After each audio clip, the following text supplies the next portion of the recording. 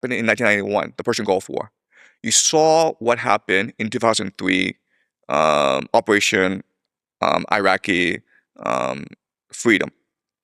And you know how the Americans fight. Americans fight using aerial supremacy. They come in, it's shock and awe, they blow everything up, their ground forces come in and sweep everything up. Okay, so you know it's fast, you know it's deadly, but you also know it's expensive. You can also make the assumption that Americans don't like to fight a war of attrition because then it becomes politically unviable. Okay, so if you're an Iranian strategist, what you recognize is that to beat the Americans, you can't fight on American terms. You can't use advanced weapons. You can't go head to head. You don't want to mass your forces. So what you do is you hide yourself in the Zagros Mountains.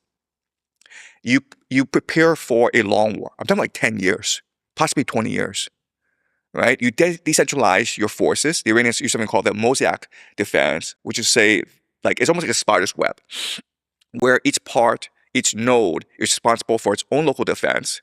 And if any part breaks down, the surrounding areas come in to fill out their defense. But it's decentralized, meaning that the American strategy of shock and awe, decapitation strikes, don't really work because system is much more resilient, much more fluid than Americans are used to, right? And you try to inflict not military damage because the Americans can withstand that.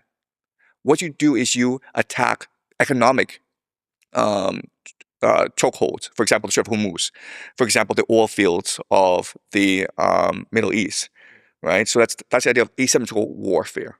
My best guess is it's very hard to create an event that rallies Gen Z, but there is a solution because the idea of fighting this war is you need ground troops to soak up the air defense. You need ground troops to soak up the artillery and the drones, right? This is the economics of war, meaning you're trying to win this war more efficiently than your opponent, right? So if they are if they have like $50,000 Shahed drones, then you need a resource, a weapon that's cheaper than that.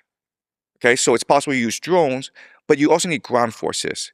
And so where can you recruit expendable ground forces? And it's going to be illegal immigrants, right? The idea that you're going to have a national draft and all these Gen Z kids who have pretty comfortable lives compared with their parents' generation, right? And they're going to go off to a desert, a mountain fortress, and they're going to go and die and be basically cannon fodder.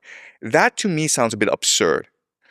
But what you can do is you can organize a national draft and then have so much political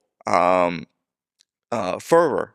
People are protesting so much because, quite honestly, Gen Z would rather go to prison than go to Iran, I would think, right? But then what you can do is you can transition and say, fine, let's do a compromise.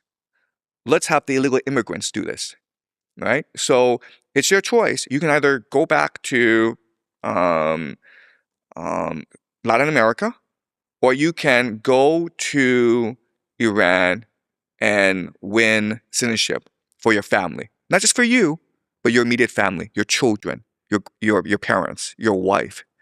And quite honestly, I hate to say this, but for a lot of illegal immigrants, this is actually a pretty attractive offer. So if I had to guess, I think they will try false flags, and I think they will have a national draft, and I think this will not work out. And so they'll get desperate, and they'll start to recruit illegal immigrants to fight this war.